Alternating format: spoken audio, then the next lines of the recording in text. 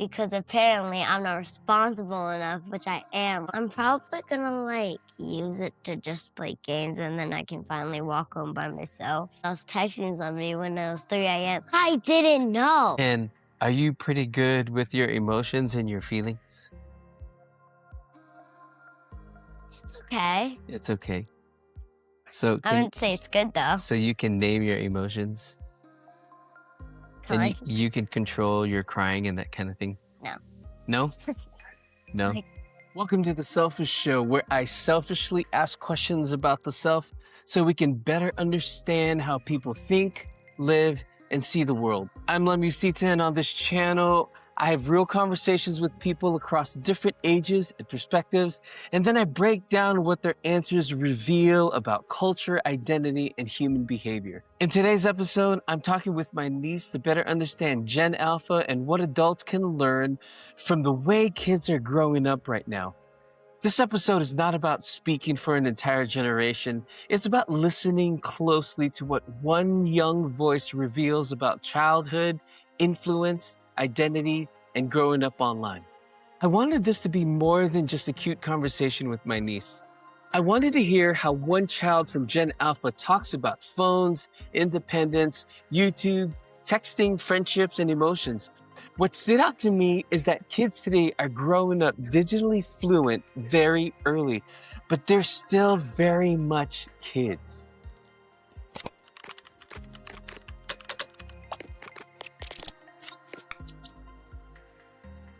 How's it going, everyone? This is another episode of The Selfish Show, and on today's show, I have a special guest. It is my niece, Leah Karis. Hi, my name is Leona Kirsch. I'm 8 years old and I was born in Virginia. 8 years old, born in Virginia, but then after you were born in Virginia, you moved to Germany 5 years. for 5 years. Okay, so you are what they call Gen Alpha. Do you know what that means? No. Okay, so I'm going to ask you a couple of questions and you'll just answer a couple of questions for me. And, I'm going to learn about you and your generation. Okay? Okay. First question I want to ask you is, you said you're 8? Yes, I did. Okay, when are you going to get a phone? So I'm supposed to get mine at the age of 10, but I wanted mine at 9 because my sister got her. But you're going to get yours at the age of 10. Why are you going to get your phone at the age of 10? Because apparently I'm not responsible enough, which I am. Right away, what stood out to me is that she doesn't hear not yet as a practical parenting decision. She hears it as a judgment about whether she can be trusted. Now that matters because when kids ask for a phone, they might not be asking for a device. They may be asking to be seen as more independent. So you're responsible enough for a phone at 10. They just don't know what they're talking about. What? But they're your parents. They But I'm know way more than you. responsible. How are you? Okay, tell me how are you responsible? I would normally do the dishes and do the rice because for the dishes, I normally only do utensils. My sister does them a lot, but she hates doing utensils, so I have to do them. And I make rice a mega bunch, but then the bad thing, I'm not at sweeping. I hate sweeping. You don't like sweeping? Yeah, 100%. Okay, what But other I like mopping. what other chores do you have? Cleaning my room, which I'm still working on, but it's almost done, actually. Okay. And next one would be helping my parents kind of thing. Okay, wait, okay. Like So cooking wise, that would kind of be a chore. this is one of the most revealing parts of the conversation. When she explains why she is responsible, she talks about chores, contributions, and helping out. That is how she measures maturity. Now, most parents are measuring something else entirely: judgment, safety, self control, sleep, and digital boundaries. So, a lot of conflicts start because kids and adults are using two very different definitions of responsibility. You're going to get a phone at your 10. What are you going to do with your phone? I'm probably gonna use it to just play games and then I can finally walk home by myself. Walk home by yourself at 10? Yeah. Wait, do you walk home by yourself right now? No, I do not. You don't? They pick you up or you walk with someone? No, I paid. I don't have anybody to walk with. Oh, but you walk to school? Yes. So who walks with you? Isa. Oh, your sister. Fantastic. This is where I think the real story is. She mentions games, but she immediately goes to independence. To her, a phone is not just entertainment, it's mobility, freedom, trust. And that's useful for parents to hear because a child's request for a phone is often tied to identity and autonomy, not just access to apps. Okay, so tell me about what it's like to be 8 years old. Like, what are the shows that you watch? What's the music that you listen to? What's really popular for 8 year olds right now? I have no clue what is trending for 8-year-olds, but for me, I just listen to, like, new songs that basically come out, so then, like, it's just catchy to me. Then, like, old songs from last year, like, I would like it, but then listen to new songs more, Wait, how do you listen to music? either on the Alexa or the TV or my mom's phone Oh, or okay. my So you do get iPad. you do get on your mom's phone. Yes, I do. So how do you find new music on Alexa? You just tell her to just play a song that you wanna play, and then she'll play it for you. Oh, So, the way how it was, when you use Alexa, you could ask her for quizzes and for jokes. Like, you can ask her to do a lot of things. Like, you can ask her equation, any question, she will answer to it unless it's a weird question that you ask. Yes. well, how do you figure out what's trending? You just probably would, like, look it up or something, or, like, probably just, like, look at stuff to figure it out kinda thing. How are you looking? You're looking on YouTube?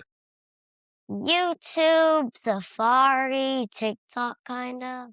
Wait, okay. So how do you get on YouTube? I use the TV or my iPad. Oh, so the TV is your main way of getting on YouTube. And then you have YouTube on your iPad? Yeah. Wait, you don't have a phone, but you have an iPad? But you can do everything on your iPad that you can do on the phone pretty much. Okay. That But makes sense. but you don't know what your password is to your iPad. Yeah, because apparently I was getting in trouble because I was texting somebody when it was 3 a.m. I didn't know. Okay? So don't get mad at me for texting somebody when I don't know the time. I am not mad at you. And first of all, what are you doing up at the AM? No, the person who I'm texting is. Oh, they were texting you at 3 AM because they live in another part of No, the I world. was texting them. At 3 AM? Yeah, I didn't Huh. know time. A big takeaway for me is that no phone does not mean no digital life. She already lives in a connected ecosystem. TV, YouTube, Alexa, iPad, texting, school technology, and borrowed access through adults. For a lot of families, the smartphone is not the beginning of screen life. It's just the next stage. And this is also where you hear the gap between digital fluency and emotional readiness. She can navigate platforms and communicate across devices, but the judgment piece is still developing. That is normal. Kids often become capable online before they become regulated enough to manage everything that comes with being online. Okay, your mom was telling me this morning that you have friends in Guam and you have friends in Hawaii. Hawaii and you live here. Yes. And just half a year ago or a year ago, you all lived in Germany. So you're 8 years old and you already have friends all over the world. How do you guys talk? So, like, you have to calculate the time since I know the time now. So, for my friend in Guam, she's a day and 7 hours behind us, but a day ahead of us. And then for my friend in Hawaii, she is about three 3 hours behind. hours Yeah. behind us. Okay. So But then, you're, like, the way how we communicate, we would either text each other or so my friend in Guam, she texts me and then calls me, but then my friend in Hawaii, she just calls me. mm. It's honestly pretty So funny. this part really stayed with me. At 8 years old, she's already thinking in terms of time zones, distant friendships, staying connected across places. For many kids today, especially in mobile families, global friendship is normal. It is not unusual to them. it's just childhood. But So you're 8 years old and you have friends all over the world. Do you talk to anybody in Germany? not anymore because I didn't really have anybody's number. Well, Do you miss Germany at all? yes, I do. What do you miss about Germany? First of all, one of my friends, like one particular one, she was the first one to like help me kind of thing when I was a new student. Well, like I wasn't a new student because then I started when school started. So like she was the first one to come up to me and ask me to be friends. So then and she also gave me like a rock heart. Like it's a heart that's a rock. And it's like it's shiny. So like yeah. Well, that's awfully nice of her. What's her name? Her name is Holly. Holly. Well, shout out to Holly, who's 8 years old and in. She's 7 when I Oh, left. is she still in Germany? I'm not sure, but I think she is. Okay, when you were in Germany, how many countries did you visit? What does that mean? Like you would go to France and then Oh, you would go to Austria and you would go to okay. Italy. Do you remember how I many? went to France. I went to England, Did I go to England? Italy. Oh, I did go to England and Italy for a competition. Yes, exactly. That's how Yeah. I knew. Oh, You're a but gymnast, and so you'd go to gymnastics competitions. yeah, I was a gymnast, and I have for everyone I got what's the thingy like that's on your neck? A medal. Yeah, a medal for all of them. What I hear here is not just travel. I hear exposure, adaptability, and memory. She's carrying friendships, places, and experiences across countries at a very young age. That kind of childhood can create a lot of confidence, but it can also make a child seem older than they really are. But on my last one in I think in the UK. Mhm. I think it was in the UK. So then my least favorite event, somehow I got second on. It Mhm. was vault and I literally hate it so much. Like when you're on it, you think it's easy because you're just running up on a board and then bouncing it onto a table. But no, you have to actually run and then jump your whole self because the boards there are literally so hard you can't even jump on it. Mm. It's terrifying. Wow, that's pretty awesome that you did really well in the event that you didn't like. And then, okay, so name some of the other countries. UK, Italy. Netherlands, Luxembourg. I know you guys have been. Yes, I have been to Luxembourg How about Sweden? when I was young, but I wasn't in Germany. I think you went Sweden, Austria. I don't remember. But I went to France. You went to France. Yeah. And what was your favorite thing about France? Probably like so there's this one thing in France where so basically there's this massive store and then when you enter there's like food that you can buy and I love the food and they have a massive store of just like food that you can get and there's like everything that you need. Man, that's so amazing. I didn't go to France until I was in my 30s, and you have already been to all of these countries, which is My favorite thing pretty from awesome. Italy is the pasta. Like the pasta The there is pasta in Italy is good. mwah, Where's the best chocolate? I think in France because they do buy chocolate there. Okay, so tell me about an 8-year-old's world. What else is happening in an 8-year-old's world? You're obviously on the internet looking for trending things. Mhm. You have traveled all over Europe. Yeah. Like, what are 8-year-olds into? Probably 8-year-olds will like probably have iPads like playing Roblox or something. And then like or like playing stuff outside or like stuff having fun. Cause then like 8-year-olds like they're kinda responsible, but then kinda not at the same time. Hmm. Cause you can go crazy. Yeah, you can go crazy. Would you rather, just like you, would you rather play outside or be on an iPad? Be on an iPad. Wait, actually, it depends on the weather outside. And who you're with? No. Oh, just the weather? Because you're pretty active. You like being outside. Yeah. Okay, and then so if you were on a iPad, what would you be doing? Playing Roblox or watching YouTube. Roblox or YouTube? This is one of the simple moments that says a lot. Childhood is no longer either physical or digital. Today, childhood is both. Kids move between outside play, gaming, YouTube, messaging, and imagination without seeing those as separate worlds. Adults often divide them, but kids usually don't. See, you don't I need like a taking phone. You don't pictures. need a phone. You have an iPad. No, I need a phone Why do you need a phone? because the iPad that I use isn't even mine. It's my mom. But like, I go to restaurants sometimes and I see the parents on their phone, the kids on their iPad, and they're not even talking to each other. They don't need to. They got their own things to do.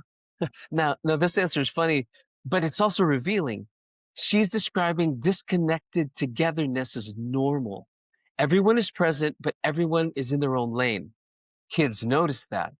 They absorb it, and over time, it shapes what they think family time is supposed to feel like. Anything else you can tell me to help me understand an 8-year old better? An 8-year-old better? Because there's one thing I want to ask you at the end. Okay, I'm scared then. 8-year-olds would probably they would probably have good grades because their knowledge should be good. If they don't have good knowledge, then they probably just have good grades. Mhm. But then if you don't have good grades, then just good luck. Okay. And then, in school, school-wise, for 8th graders, they normally play basic games, but then are also really good at it. Like, I'm the strongest and fastest girl in my friend group just because I went to gymnastics for 3 Mhm. years. Mhm. So, yeah. And are you pretty good with your emotions and your feelings? It's okay. So I wouldn't say it's good, though. so you can name your emotions and Kind you can control your crying and that kind of thing? No, No? No. I can't. That's okay. This is the most interesting parenting insight in the entire conversation. She can sound worldly, opinionated, funny, and technologically capable, but when it comes to managing emotions, she is still developing. That is not contradiction. That is childhood now. Kids can sound advanced long before they are emotionally ready for everything their world puts in front of them. Last question. Ready? Yes, sir. Okay. What do you watch on YouTube? Just random stuff that I see.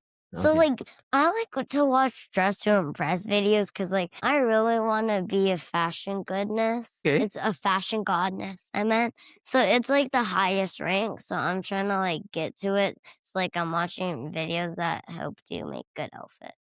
This is another place where adults can miss what is actually happening. It sounds like she's just watching videos, but she's doing more than consuming content. She's trying on taste, style, status, and identity.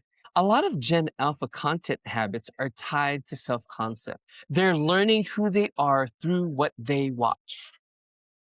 I'm gonna have to check out those videos. Okay, if you could say something to everyone in the world, period, what would you say? I don't know what I would say, actually. What kind of wisdom do you have to give to adults? Do I have do I have to say one word or can I have Oh, sentences? you can say sentences. Okay. So basically, what I would say is that just when somebody's bothering you, what I do, I would either, if they're being really annoying, I would tell them to go outside and meet me, and I would fight them. But then What? if you're not that kind of person, you just gotta be yourself or tell. I tell a lot on people. You tell a lot on people and you get them in 'Cause they're trouble? so annoying. They're like, "Hey, can I play with you?" When we're already playing in the middle of game. "You saw me, bro." They always walk past me, and then when I'm in the middle of the game, they literally come and ask me, "Can I come play?" What I hear underneath the humor here is that even confident kids still need help navigating social conflict. They may talk tough, they may sound older, but they still need coaching, boundaries, language, and adult support when friendships get messy. Well, that's not super Sorry, nice, the is bug was it? there. Okay. All right.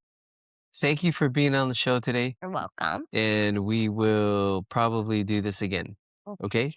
And then I'll send you more questions and we'll just record more conversations. Thanks for being on the show. So, my biggest takeaway from this conversation is this: Gen Alpha may look advanced because they're growing up inside a more connected, more digital, and more accelerated world. But underneath that, they're still children. They still want trust. They still want guidance. They still want belonging. And they still need adults who can help them grow at the pace of a child, even while they're living in a world that moves at the pace of technology.